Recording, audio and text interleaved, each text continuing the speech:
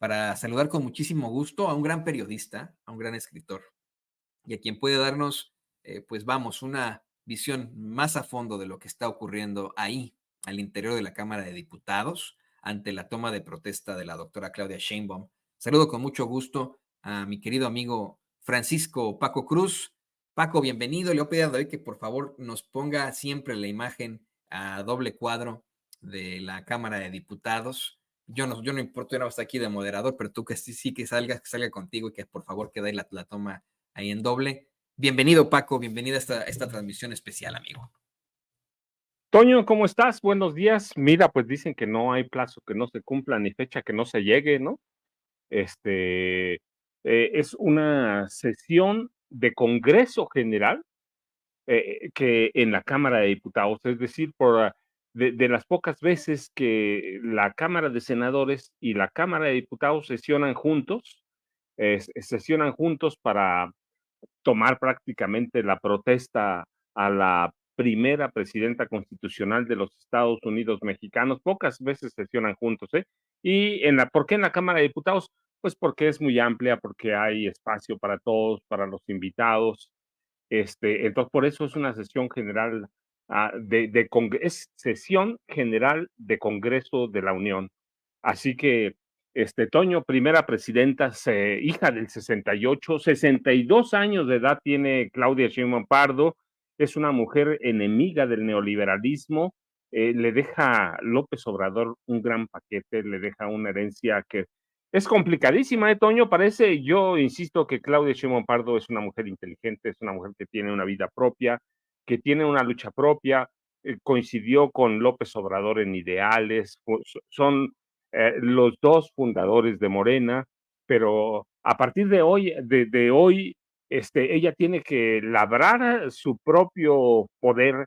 ¿Cómo labrar el propio poder? Bueno, pues esto lo iremos viendo en el camino. Ella tendrá, no es lo mismo ser la presidenta electa, Toño, no es lo mismo que ser el presidente constitucional de los Estados Unidos mexicanos. Tiene problemas que enfrentar, algunos a López Obrador los delineó muy bien, pero tiene dos a la vista: la violencia en Guanajuato, que es histórica, por lo menos 15 años, la violencia en Sinaloa, que yo digo que la recién de los 2 meses para acá es una violencia dirigida, controlada en parte por el Departamento de Justicia de Estados Unidos, en parte por políticos locales como Felipe Calderón, los remanentes del cártel de García Luna.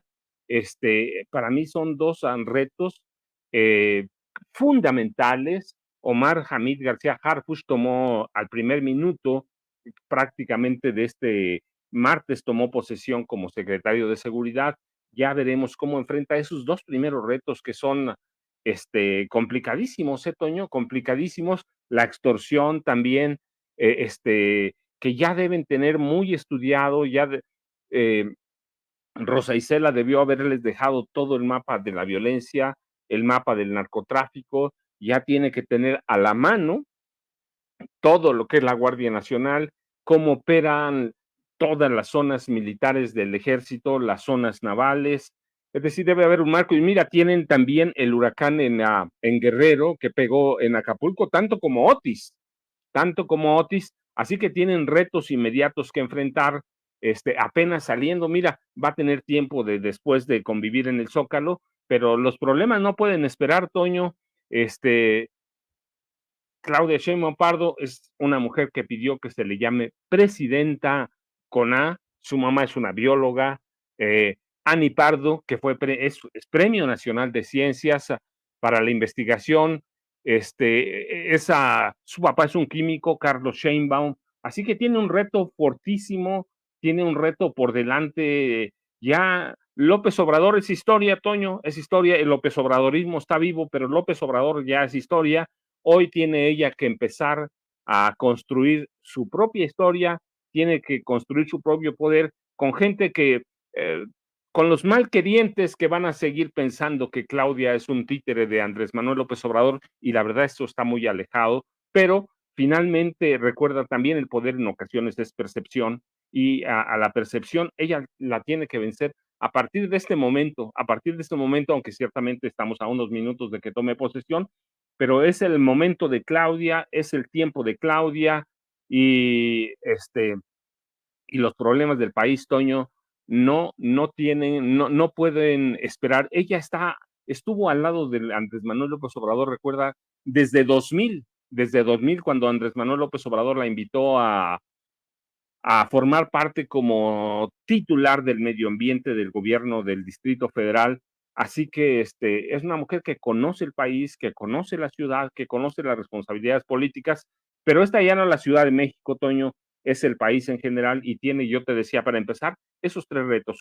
El huracán John que pegó tan fuerte como Otis, o más quizá en algunas zonas. Mi hijo vive allá en Acapulco en este momento y sé que hay partes en los que el agua cubrió 2 metros y yo te decía, para mí hay dos cuestiones fundamentales. Guanajuato, que lo tiene que atender, si logran controlar Guanajuato, que es epicentro de mucho de la violencia, en el que podemos encontrar la guerra abierta entre el cártel Jalisco Nueva Generación, el cártel Santa Rosa de Lima, y luego Sinaloa que es, yo te decía, de violencia coyuntural, si bien es cierto que el narco es histórico, en este momento hay una violencia coyuntural, entonces veremos a partir de esta noche cómo los van a enfrentar y a partir de mañana se tienen que poner a trabajar ya. Y de hecho, Claudia Sheinbaum Pardo anunció o dio a conocer que su primera gira va a ser a Acapulco para ver a los damnificados y le surge, Toño. Así que esos son de entrada los primeros grandes retos. Claro, tienen otros, educación, salud, pero de entrada estos dos, la violencia, tres, la violencia, la extorsión y y Acapulco en este momento, la Costa Chica y la Costa Grande, Toño.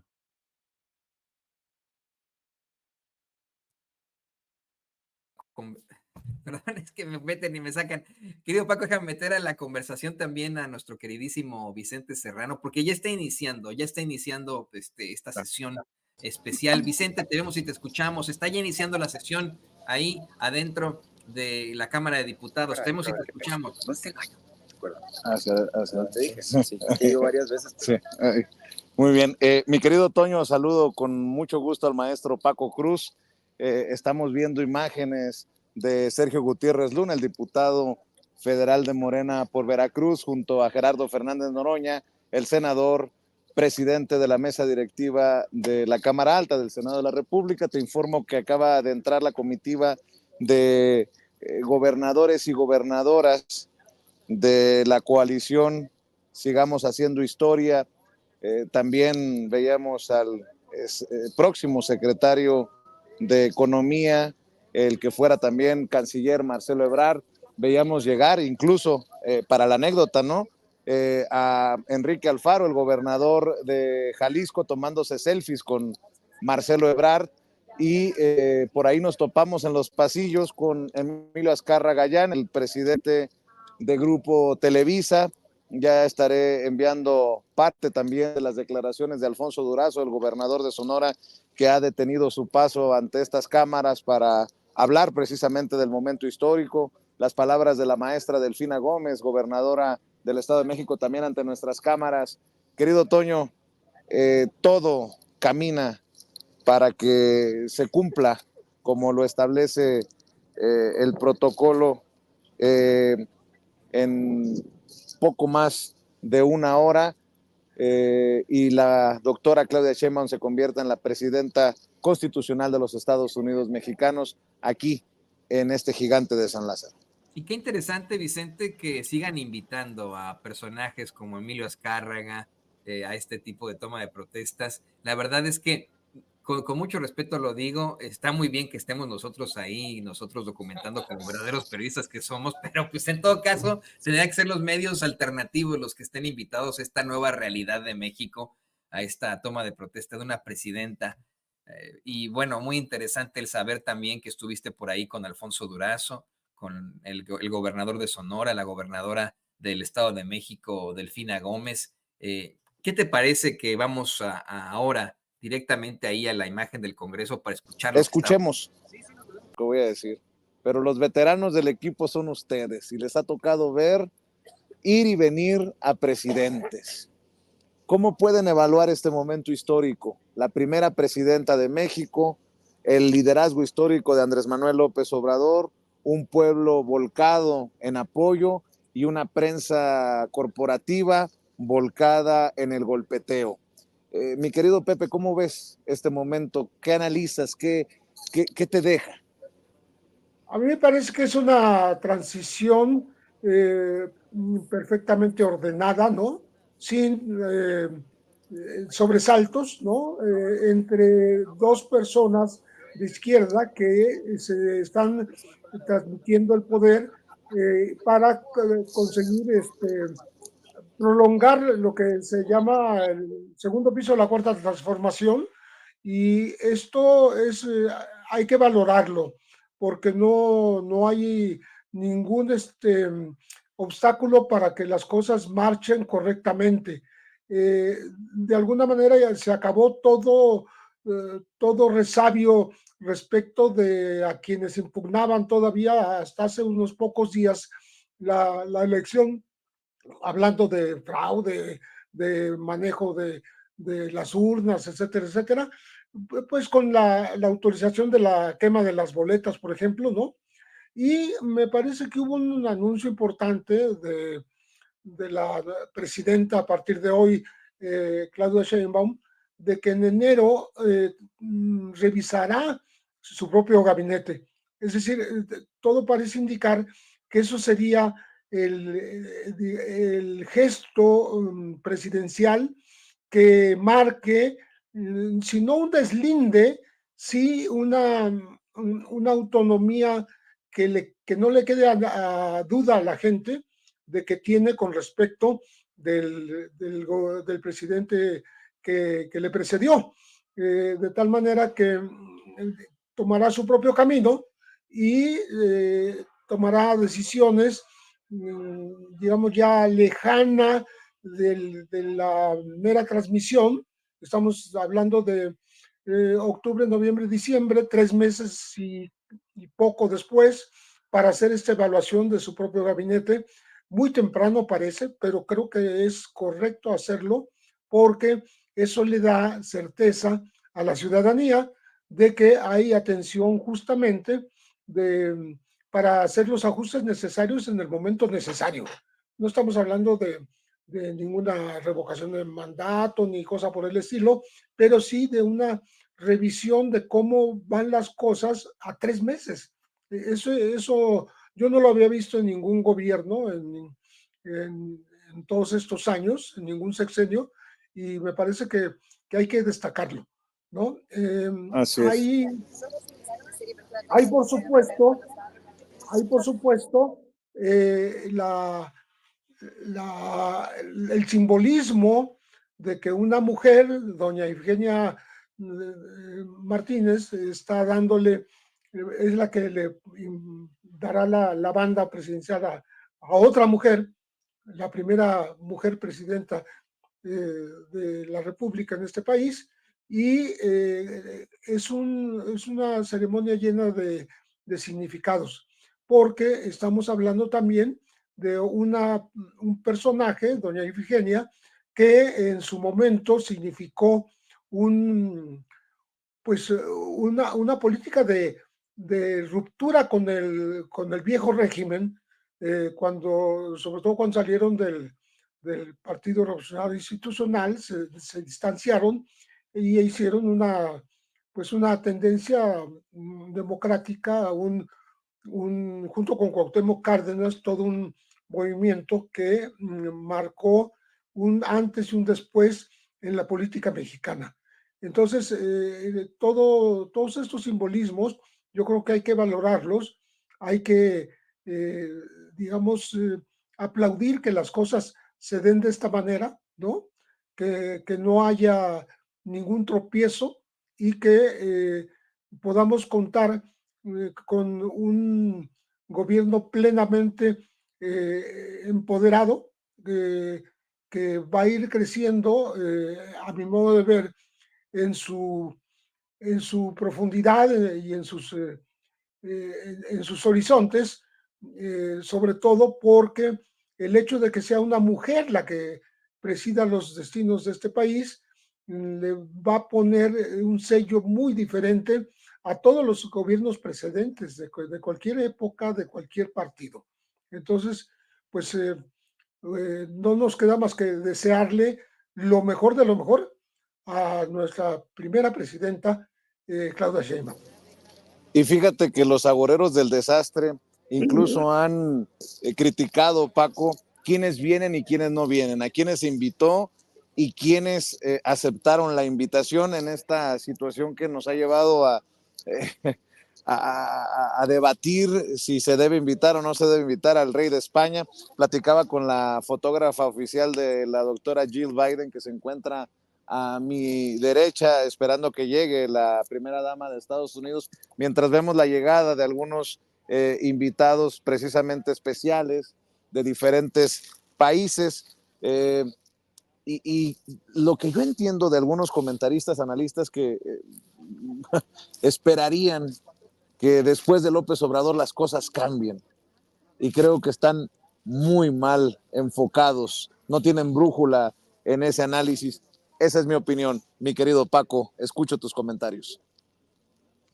Vicente, fíjate, primero, verdaderamente esto no tiene ninguna comparación con nada. Vamos a hacer el análisis en dos partes. Primero, no tiene ninguna comparación porque recuerda hasta Andrés Manuel López Obrador, hasta que tomara posesión, el presidente saliente prácticamente llegaba sin ningún poder, llegaba sin nada. El presidente había perdido todo su poder en el momento que se destapaba al supuesto sucesor o al sucesor por mucho tiempo. Así pasó con Fox, así pasó con Calderón, así pasó con Peña y pasó con todos los demás. El presidente saliente era prácticamente ya una figura decorativa. Era una figura decorativa, no representaba nada, llegaba abandonado, llegaba solo y solo se quedaba. En el caso de López Obrador, Claudia Sheinbaum Pardo, es diferente. López Obrador llega con su poder intacto, incluso yo me atrevo a decir que todavía más de cómo llegó, sale con una percepción de aceptación cercana al 80%, y eso lo hace, nos da idea de la magnitud del personaje, pero al mismo tiempo llega Claudia Sheinbaum Pardo con un poder pleno, completo. Y yo le decía hace rato a Toño, a partir de hoy, en un rato más, tiene que marcar o construir su poder. Tiene que construir su poder. Es una mujer poderosa, ciertamente, pero tiene que construir un poder. Recuerda, también la percepción cuenta. Así que ella tiene no mucho tiempo, la verdad, porque este país exige muchas cosas. Yo le platicaba a Toño, tenemos una violencia histórica en Guanajuato, hay una violencia dirigida en Sinaloa, tenemos el impacto del huracán John en Acapulco, en algunas regiones de la Costa Chica, la Costa Grande. Así que ella tiene que marcar, ya lo decía Pepe, una evaluación muy, muy pronta, pero urgente. Y es la construcción del poder. No es lo mismo ser candidato, ser presidente electo, que tomar las riendas de un país de casi 130 millones de habitantes. Así que lo que estamos viendo no solo es histórico porque sea la primera mujer presidenta de la República en más de 200 años, es histórico porque se da un cambio de gobierno verdaderamente pacífico. Y mira, nunca lo habíamos visto, este tipo de cambio, que el presidente saliente y el presidente entrante llegaran juntos a inaugurar obras, a entregar obras. En realidad es lo que estaba haciendo López Obrador, lo que estaban haciendo Claudia Sheinbaum Pardo, es una entrega-recepción del poder, entrega-recepción de, mira, esto fue lo que hice, al margen de que Claudia lo conociera, esto fue lo que hice, estos son mis pendientes. Lo otro es un mero trámite administrativo que entre los equipos de ambos gobiernos se cumple, pero es la entrega del poder, no solo simbólico, sino formal, que hoy concluye prácticamente con un hombre poderoso que se va a ir a recluir a su finca en Palenque, en Chiapas, y una mujer que llega con 36 millones de votos, casi 35.9 millones, y que eso representa algo, representa todo el poder. Ningún presidente llegó con todo, ni siquiera López Obrador, así que llega con Paco, todo eso. Te oigo, Toño. Te oigo, Vicente. Déjame interrumpirte para escuchar parte de lo que diga Alito Moreno, el senador Alito Moreno, quien está presentando el posicionamiento de su partido, el Partido Revolucionario Institucional, en estos momentos, en esta sesión solemne. El PRI participa en esta ceremonia con una posición firme, crítica y constructiva ante el nuevo gobierno de la República. Las reformas constitucionales que impulsó el gobierno saliente, que incorporan a la Guardia Nacional a la Secretaría de la Defensa y la relativa al Poder Judicial, representan una fractura de pesos y contrapesos entre los poderes de la Unión. La pluralidad política vive su peor momento desde que México detonara su transición a la democracia en las reformas electorales de 1963 y de 1977. Una clara regresión que se es lo que dice Alito Moreno, Alejandro Moreno Cárdenas, mi querido Paco, también para el análisis, ¿no? Un posicionamiento crítico pero constructivo del nuevo gobierno y crítica con todo al gobierno del presidente Andrés Manuel López Obrador, que termina el día de hoy, mi querido Paco. Vicente, mira, ¿qué podíamos esperar de un personaje como Alejandro Moreno Cárdenas, que además tiene una alianza política clandestina con la ministra presidenta de la Suprema Corte de Justicia de la Nación? Y es un hombre que tiene a cualquier cantidad de casos de corrupción pendientes. ¿Qué podemos esperar de él? ¿Qué se puede esperar de él? En realidad es un mafioso, no es porque yo lo diga, es porque está documentado, hay grabaciones, hay textos. Es un mafioso que forjó una alianza clandestina con la ministra presidenta. ¿Qué se puede esperar? Mira, yo digo, ¿qué puedes esperar cuando incluso la prensa ha sido muy condescendiente con él, con el PAN, por esta forma que se arma el Congreso de la Unión, que se forma? Yo digo, pues si está así la situación es porque en 6 años la oposición, hablando PRI-PAN en concreto, no logró hacer nada, no hizo nada, no trabajó para formar líderes, así que pues ¿qué podemos esperar de este personaje? Y en cuanto a la prensa, mira, van a hablar mucho, van a decir, ¿qué decían? ¿Recuerdas cuando Andrés Manuel López Obrador tomó posesión? No habla inglés, ¿qué clase de líder mundial va a ser? No va a salir. Pues les dio una lección sin salir del país casi, sin salir de nada, se posicionó como el gran líder de América Latina. Y ese es otro reto para Claudia Sheinbaum Pardo, Sí, tiene muchos retos políticos, económicos, sociales, pero este es un reto. López Obrador es un personaje que es reconocido prácticamente en todo el mundo, se va como entre los 3 mejores mandatarios del mundo, así que esa prensa, mira, por lo del rey, yo digo, el posicionamiento de una prensa imbécil con un rey imbécil que piensan que todavía somos súbditos. Imagínate, Krause ya lo documentó hace 2 años, por lo menos el maestro Ricardo Sevilla, Krause, un súbdito español, viniéndonos a tratar de dar lecciones de democracia, y lo que no entienden es que todo esto, en vez de demeritar la imagen de Andrés Manuel López Obrador, de Claudia Sheinbaum Pardo, nos da lo que siempre fue una imagen de dignidad, una imagen de no doblar los brazos ante dignatarios, personajes que yo digo que son ya solamente, no lo digo yo, lo dice la historia, lo dice en la misma España, de un personaje que no representa nada y que además no es, mira, tomando en cuenta la historia, no es un personaje de la divinidad, que esos son los reyes en realidad. No, es un personaje que es, ya lo decíamos aquí, es un personaje devenido del franquismo directamente, son representantes de lo más oscuro de la España reciente, la dictadura de Francisco Franco, a la que sirven personajes como Carlos Salinas de Gortari, Enrique Peña Nieto, Felipe Calderón Hinojosa, Enrique Krause Kleinborg. Es un personaje retrógrada, pero tenemos una prensa que es lo mismo. ¿Por qué? Porque tiene esa animadversión, esos odios gratuitos Andrés Manuel López Obrador. Y en el caso de Claudia, pues van a decir lo mismo, ¿por qué no invitó al rey? Pues tenemos a personajes que le entregaron prácticamente todo. A Salinas les entregó el país, y en los últimos sexenios, Peña y Calderón le entregaron todo, Vicente.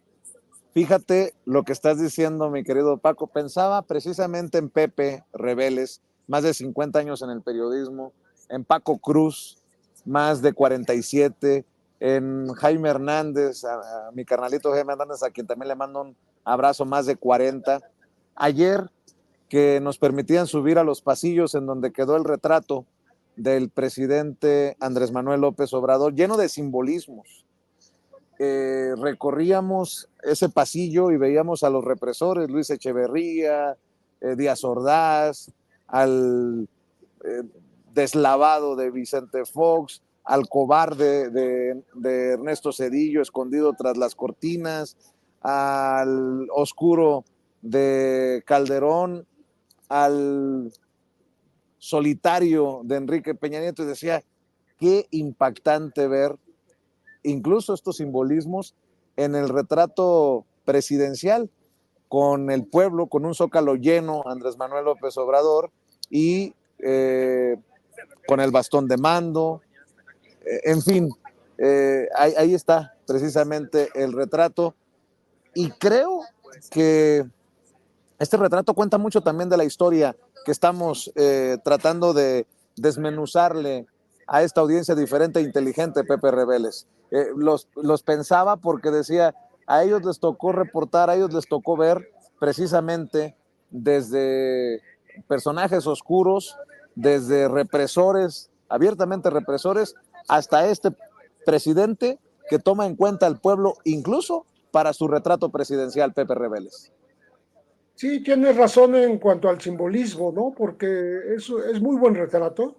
Es un retrato que da una ambientación que corresponde justamente al modo de ser, al perfil de Andrés Manuel López Obrador, como tú dices, frente al balcón, donde está reunida la gente abajo, con el bastón de mando, con esta posición activa, no hierática, no rígida, ¿no? Que puede ser la de otros expresidentes que están ahí, retratos muy fríos, ¿no? Este retrato es vivo. Este retrato tiene el significado de la presencia de un presidente que estuvo muy cercano a su gente, ¿no? Y que se fue justamente con el reconocimiento de la gente de una manera muy emotiva, ¿no? Incluso con cantos, con lágrimas, con una serie de gestos que hablan de cómo trató de estar muy cerca de la gente a través no solo de su gobierno, sino de sus propias mañaneras, ¿no? Donde inauguró una forma de responder a las críticas y a la embestida de los medios, de los opinadores tradicionales, con esa forma de expresarse en las mañanas y además con el quién es quién en las noticias, ¿no? Entonces, creo que el retrato significa mucho, ¿no? Significa mucho de cómo se fue con esta gran aceptación a Andrés Manuel López Obrador, cosa que no ocurre, como ya dijo Paco, con otros presidentes, ¿no? Que cuando están ya cerca de la transmisión del poder, pues ya no significa nada. No son más que una figura decorativa que, que se dio los trastos en la práctica al sucesor, sea del mismo partido, sea de un partido opositor, pero reconociendo que ya no tiene ninguna fuerza, ¿no? Y aquí es todo lo contrario, ¿no? Entonces, es un juego interesante el que sobre sobre esa base de la figura presidencial que se fue ayer, ¿no? Tenga que construir una figura igualmente poderosa la nueva presidenta, porque se requiere que sea de esa manera, que no quede ninguna duda de que una mujer puede ser perfectamente autónoma, perfectamente independiente de todas las influencias de su predecesor, en el sentido, ella escoge estar cerca de él, pero no está obligada, quiere decir, no fue obligada a aceptar condiciones, ¿no? Y creo que en el camino va a ir marcando justamente esa diferencia. Una diferencia que va a empezar, por ejemplo, con el tema de una mujer como jefa nata de las Fuerzas Armadas, de la Marina, de la Armada, del Ejército, de la Guardia Nacional en este país, cosa que no habla sino de la institucionalidad justamente de estas Fuerzas Armadas que están aceptando que por primera vez una mujer sea su jefa, ¿no? Me parece que es algo que enfatizó anoche el secretario de la Defensa saliente, Crescencio Sandoval, porque ensalzó muchísimo la figura de las mujeres, la propia esposa suya, la esposa del nuevo secretario de la Defensa, como valores de la familia, más allá de ponerse a analizar la coyuntura de violencia, de confrontación en este momento de las Fuerzas Armadas con la delincuencia organizada, etcétera, le dio preferencia en su discurso justamente a ensalzar a las mujeres, ensalzar a la familia, ensalzar los valores que están más allá de la función, pero que trascienden al ámbito familiar y tienen que contaminar en el buen sentido de la palabra, contagiar de buena manera a toda la sociedad. Es decir, este respeto hacia las mujeres hay que reiterar que tiene que irse dando en el camino y creo que a ello debe contribuir la nueva presidenta y su nuevo gabinete, en donde, por ejemplo, anoche también veía yo, había en una reunión de transición en la Secretaría de Gobernación, una, dos, tres, cuatro, cinco solamente mujeres, y el único hombre era Omar García Harfuch. Esto, digamos que es otro simbolismo, es una forma de que vamos a estar viendo cómo se gobierna este país y creo que nos vamos a tener que ir acostumbrando a que las cosas ocurran de esa manera con la preponderancia del sector femenino.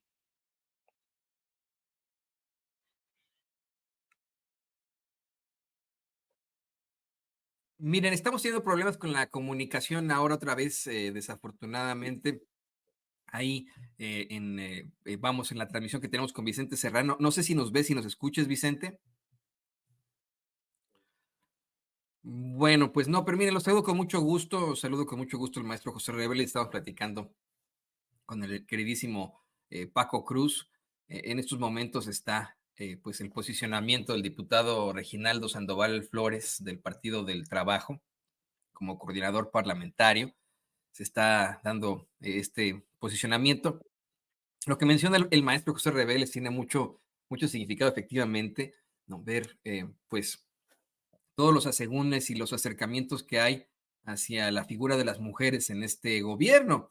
El también secretario, el almirante secretario, nuevo almirante secretario de la Marina, dio a conocer cómo es que van a hacer todo lo posible para que exista ese acercamiento directamente ahí también en la Secretaría de Marina. Pero hace unos momentos y me llamó mucho la atención. Veíamos a la expriista, ahora emesista, y le pido al equipo que nos grabe, a la priista y ahora emesista, a la muy legendaria Ivonne Ortega, hacer un posicionamiento a nombre de su partido en el que habló de sororidad, de unión.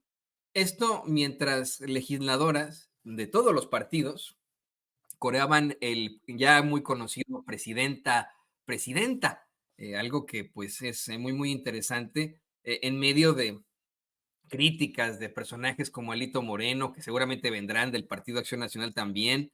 Ahora hay que esperar lo que vayan a mencionar por ahí, pero efectivamente tendríamos que rescatar pues esto que plantea el maestro Reveles. ¿Tú qué opinas, Paco? ¿Qué opinas de esta sororidad y de esta nueva realidad para los mexicanos en cuanto al poderío que tienen evidentemente estas mujeres al frente, con las riendas muy fuertes?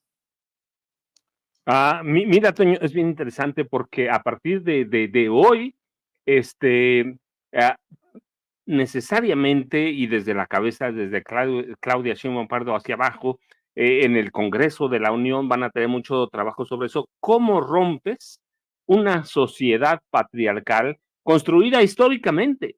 ¿Cómo somos eso? Somos un país patriarcal que de pronto va a cambiar. Ciertamente tenemos algunos años, pero es la primera vez que tenemos alguien al mando que representa otra cosa, otra visión, y hay que romper con esa sociedad patriarcal que nos inculcaron, en la que nos educaron. Tenemos un ejército que tiene 541, 542 generales, pero solo 3 mujeres con ese grado. En la Marina estamos igual, tenemos solamente 2 mujeres con el cargo de grado, discúlpame, no cargo, el grado de almirante, el almirantazgo. Es decir, son sociedades patriarcales, la Marina Armada de México, la Fuerza Aérea que pertenece al Ejército Terrestre o la Secretaría de la Defensa Nacional. ¿Cómo rompes con esa sociedad? Para mí, el desencuentro último o más reciente con España es parte de eso. Es parte de eso. Tienes en España una sociedad patriarcal histórica arraigada, una sociedad franquista todavía, ultraconservadora, si bien es cierto que hay amplios sectores de España que son de izquierda, que son progresistas. Aquí tenemos una sociedad patriarcal histórica, patriarcal. Entonces, ¿cómo rompes con eso? Que ese es otro reto, te digo, no solo de la presidenta de la República, sino un reto de todo el Congreso de la Unión, de todo el Congreso de la Unión. Decía Pepe, vimos a un cambio de poderes, o la entrega-recepción, 5 mujeres, un hombre, sí, pero no solo eso no es suficiente para romper con la educación tradicional, la educación histórica que tenemos. Así que ese es un gran reto, Toño, romper la educación patriarcal que tenemos histórica, y eso va a ser bien interesante, porque tenemos que cambiar no solo la familia, la escuela, es decir, así que la educación es otro reto para romper con todos esta educación, hábitos, costumbres que tenemos que vienen de una sociedad patriarcal histórica, Toño y Pepe. Así es, hay mucho que enfrentar todavía en cuanto a pues esta falta de igualdad que existe. Lo que sí es muy propositivo, queridos compañeros, es que pues el gobierno sea encabezado por una mujer por primera vez, la doctora Claudia Sheinbaum. Mire, sigue haciendo su posicionamiento el diputado Reginaldo Sandoval Flores, representando al Partido del Trabajo, pero nos llegó una noticia de último momento y ustedes dos compañeros, bueno, pues son efectivamente especialistas en seguridad. Acaban de dar a conocer que se va a aplazar una vez más la fecha de la sentencia del narcotraficante Genaro García Luna al 16 de octubre. Reporta nuestro compañero Jesús García, corresponsal del periódico La Opinión, que esto puede deberse solamente a una revisión de las reglas tras el intercambio de propuestas entre fiscales y defensa. Es la quinta fecha desde que fue hallado culpable, dice Jesús. Las anteriores fueron junio 27, marzo 3, junio 6, octubre 9. Efectivamente, mire, algo que se ha venido atrasando desde junio del año pasado y que bueno, pues ahora tendremos que esperar hasta el 16. Déjenme ver si podemos volvernos a enlazar con Vicente Serrano. Vicente, te vemos y te escuchamos. ¿Cómo estás, mi querido Toño? Espero que me veas y me escuches correctamente. mientras vemos... Pero no te vemos, no sé por qué se ven negros en la pantalla. Bueno, acaba de entrar la doctora Jill Biden, acaba de, a petición de tu servidor, de mandar un mensaje al pueblo de México, John Briceño, el primer ministro de Belice. Híjole, perdimos a Vicente ahí, qué interesante. Fíjese, era muy importante que escucháramos, pues precisamente sobre la doctora Jill Biden, ya que este es un tema que tiene que ver con Estados Unidos, la sentencia de un Genaro García Luna, algo que definitivamente podría, pues, afectar la agenda binacional, no la relación, la agenda binacional. Bueno, pues seguiremos esperando hasta el 16 a que finalmente le den a este señor su sentencia. Estamos tratando de reconectar con Vicente Serrano, pero en lo que regresamos, le pido al equipo que nos grabe para escuchar su comentario, maestro José Reveles, sobre este aplazamiento y qué pues trasfondo podría tener en cuanto a la toma de posesión, la toma de protesta de la doctora Claudia Sheinbaum. Muchas veces se ha planteado que ha tenido mucho de político este caso, ha tenido mucho de político en cuanto a las determinaciones de los aplazamientos y etcétera. ¿Tendría algo que ver con el cambio de gobierno? ¿Tendría algo que ver con las elecciones acá en los Estados Unidos, son en noviembre? ¿Qué nos puede decir, maestro José Reveles? Sí, el propio Genaro García Luna trató de meter el tema en la política mexicana, ¿no? Señalando relaciones del gobierno saliente ahora, pero todavía faltando 2, 3 semanas para el retiro de Andrés Manuel López Obrador, tratando de decir que ahí había evidencias en los juicios a él mismo y en otras cortes estadounidenses de la liga, el nexo del gobierno con el narcotráfico y con sus dineros. Pero yo creo que fueron patadas de ahogado de García Luna porque simultáneamente el fiscal de los Estados Unidos está pidiendo que se le dé cadena perpetua, que pues no es poca cosa en la medida, no es que los fiscales le impongan un criterio al juez, Brian Cogan, por ejemplo, de la Corte de Nueva York, pero sí pesa en el ánimo del juzgador qué es lo que va a decidir, porque una cosa es que el jurado lo haya declarado culpable y otra cosa es valorar hasta dónde puede llegar la sentencia, ¿no? La defensa ya vio también que la lumbre le llegaba a los aparejos porque ha estado pidiendo que le den 20 años. Quiere decir que está aceptando 20 años de cárcel con tal de que no le den la cadena perpetua. Yo dudo mucho que el juez, después de las acusaciones tan graves que ha recibido el exsecretario poderosísimo de Calderón, del secretario de Seguridad Pública en los Estados Unidos, de pronto un juez diga, no, pues es muy grave lo que hizo, pero pues le vamos a dar solamente tantos años, ¿no? Me parece que los argumentos de la propia fiscalía fueron muy interesantes. Dijo algo así, lo cito de memoria, que hay que mostrarle a la gente que no queda impune y no es cualquier cosa traicionar a todo un país como México, ¿no? Desde el puesto policial más alto y haberle brindado protección justamente a los enemigos de la sociedad, que son los narcotraficantes, que es la acusación principal de la protección al cártel de Sinaloa, y haber traicionado al gobierno que lo puso a, a combatir a estos delincuentes, y son a los que no combatió, sino que corruptamente aceptó darles protección, avisarles de cuando habría operativos en su contra, para prevenirlos, de hacerlos que extendieran su poder, no solo nacional, sino internacional. Entonces, creo que esos argumentos van a pesar más en la valoración que haga el juez de lo que pueden pesar los argumentos de la defensa, ¿no? Y argumentos que no tienen que ver con la personalidad de Genaro García Luna. Bueno, sí tiene que ver todos estos opiniones que le hicieron llegar, pero por supuesto que son de la esposa y son de gente muy allegada que no podía decir cosas malas de Genaro García Luna, ¿no? Diciendo que es un buen hombre, un buen padre, amoroso, etcétera, etcétera. Eso no interesa, lo que interesa es cómo se comportó públicamente, ¿no? Y bueno, esta nueva posposición, la enésima, ¿no?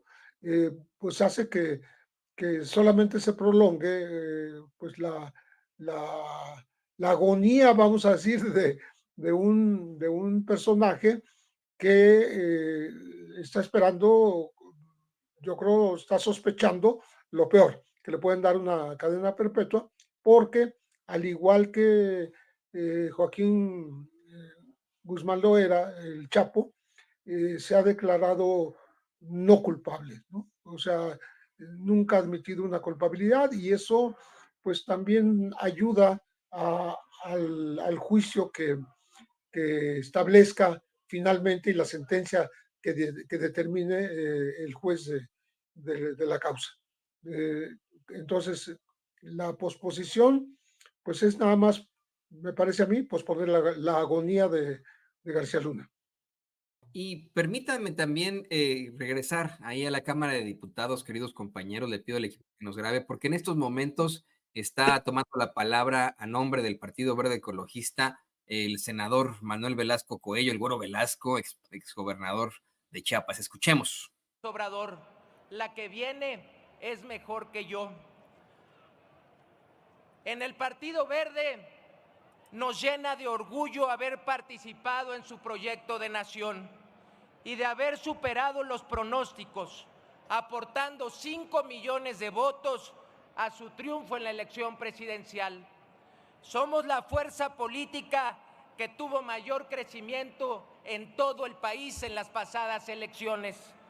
Ganamos 57 de 300 distritos federales e incrementamos al más del doble nuestra fuerza en el Senado de la República. Que se escuche bien y que se escuche lejos. En el Partido Verde estamos listos para defender con todo el proyecto de la Presidenta de México, sin titubeos ni regateos. Entendemos que lo más importante es sacar adelante el proyecto de transformación que ella encabeza, por encima de intereses personales, partidistas o de grupo. Pues ya lo escuchó usted, el Güero Velasco lo deja claro contundentemente, van a defender desde el Partido Verde sin titubeos ni regateos todo el proyecto de la doctora Claudia Sheinbaum, lo que habla, bueno, pues otra vez de esta alianza de un partido que es rémora, esa es la realidad, es un partido rémora que pues en sexenios anteriores apoyó al PRI, por ejemplo, apoyó al PRI en la aprobación de este paquete de reformas destructivas de Enrique Peña Nieto, mal llamadas reformas, ya bueno, al menos al hablar de los votos podríamos contar ahí con un Partido Verde representado excelentemente por el Güero Velasco. Déjeme ver si podemos reenlazarnos ahí con el queridísimo Vicente Serrano. Vicente, ¿nos ves y nos escuchas? Vicente. Vicente, estás al aire.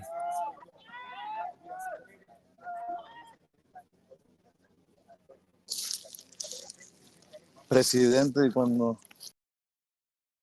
No, mire, estamos perdiendo la toma con el queridísimo Vicente Serrano, pero estaremos regresando tanto a la Cámara de Diputados, ahora que comience a hablar el panista, voy a tener que interrumpir a Paco, ¿no? Porque seguramente va a ser un llanto ahí impresionante, pero pues efectivamente, aprovechando que estábamos hablando no solamente esto del verde, sino de lo de Genaro García Luna, que eres especialista, querido Paco, ¿qué nos puedes decir tú? Hace unos momentos el maestro Rebeles, bueno, dice que son meras patadas de ahogado que hayan conseguido aplazar la verdaderamente cadena perpetua, porque eso es lo que obtendrá Genaro García Luna hasta el 16 de octubre. Es, vamos, una realidad que va a ser condenado. ¿Qué opinas tú de esto, querido Paco?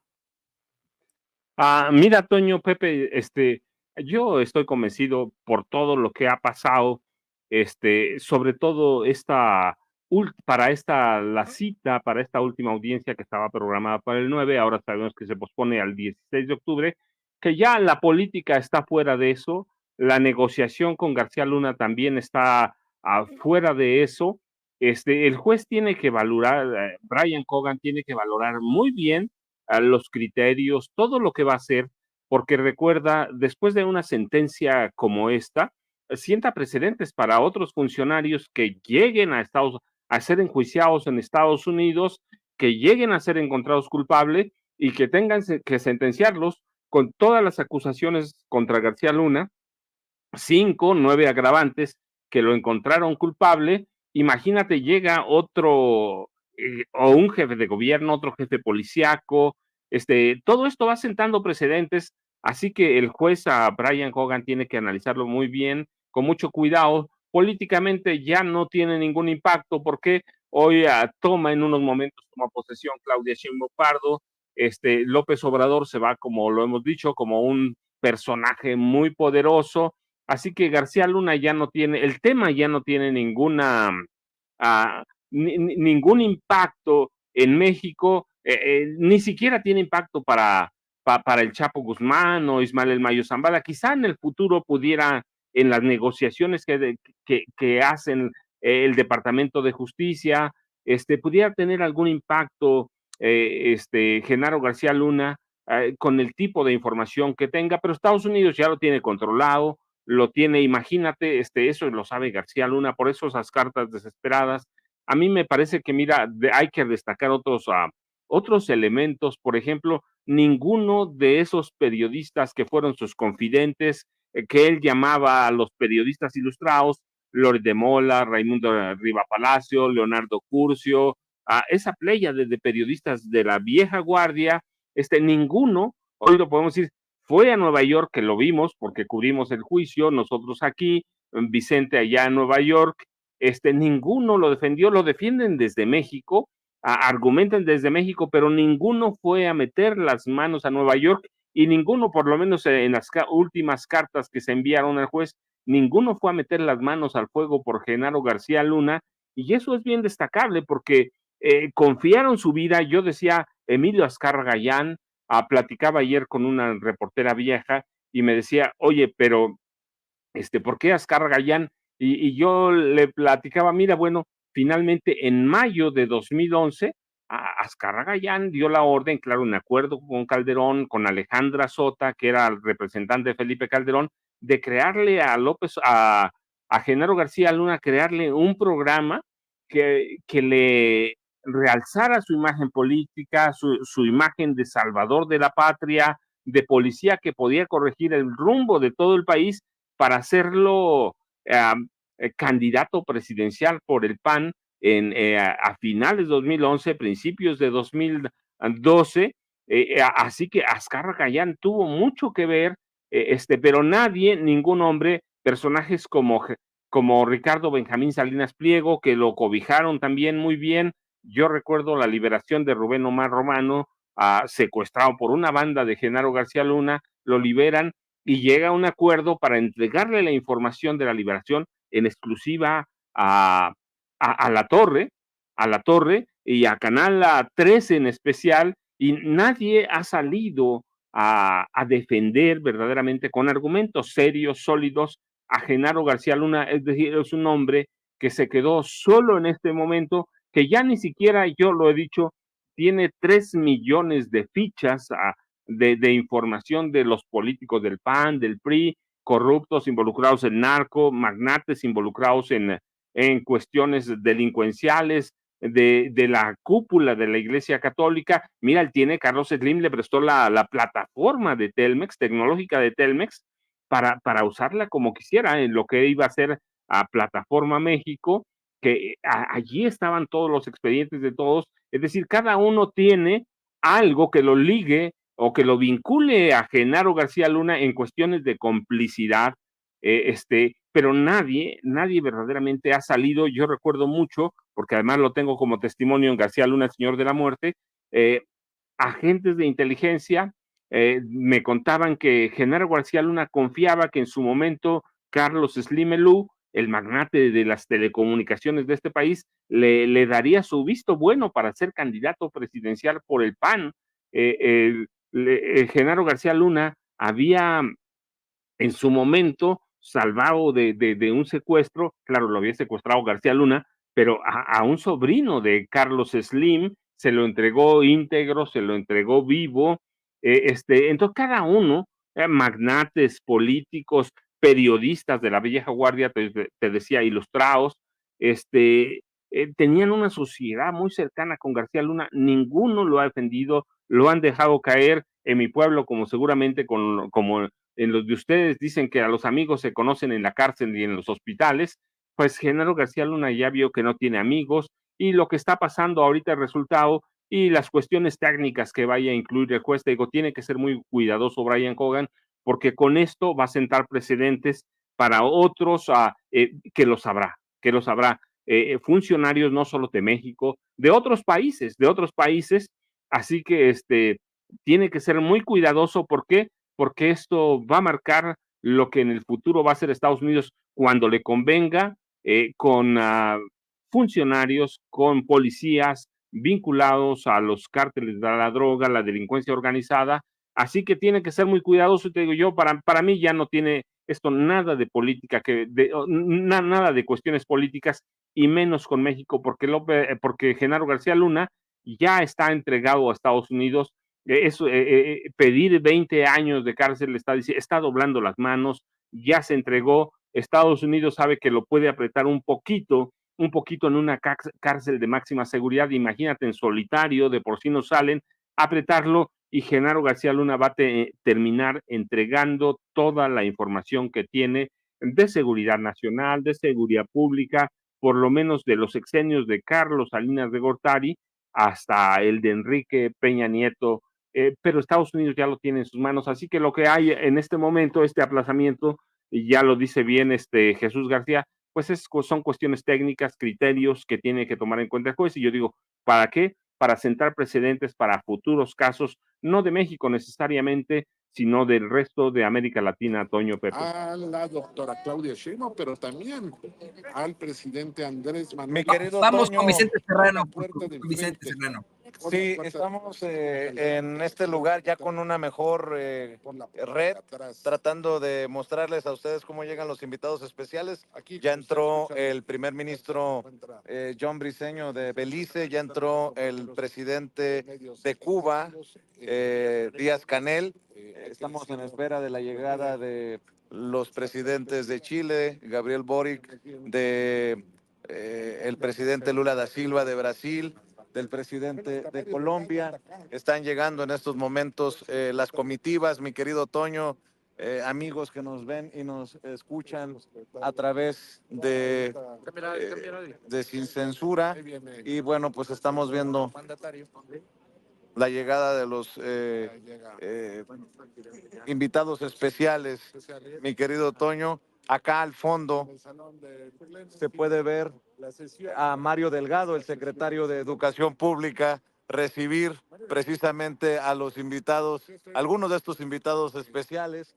A más al fondo se encuentra Lázaro Cárdenas Batel y Marcelo Ebrard, quienes forman parte, pues, todos de este nuevo gabinete de la presidenta Claudia Sheinbaum. Muy bien, ahora. Mi querido Toño, estamos transmitiendo en vivo y en directo precisamente desde esta entrada principal, la entrada principal de la Cámara de Diputados, donde al interior se están posicionando los partidos. ¿Quiénes han llegado? Bueno, llegó Díaz Canel.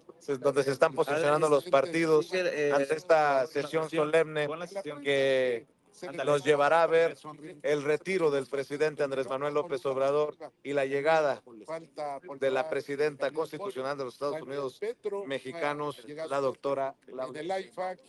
Estamos esperando que sigan llegando las camionetas de seguridad, las camionetas blindadas que traen a los mandatarios hasta el gigante de San Lázaro, mi querido Toño.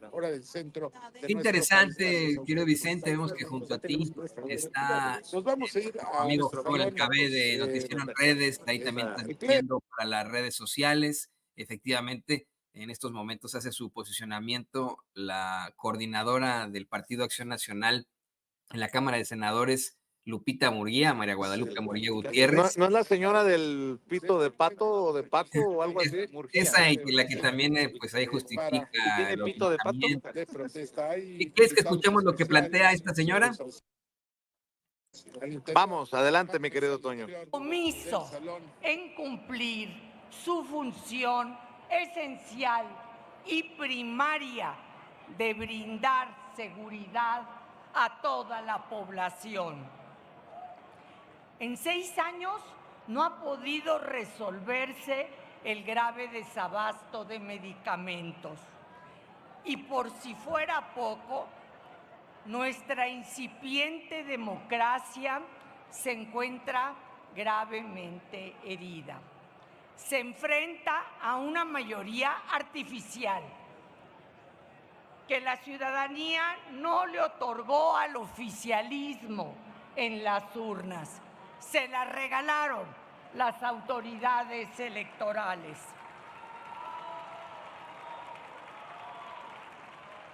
Este es el saldo innegable de un país en quiebra financiera y en quiebra moral.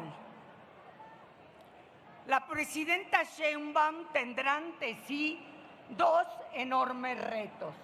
El primero, poner en orden al país.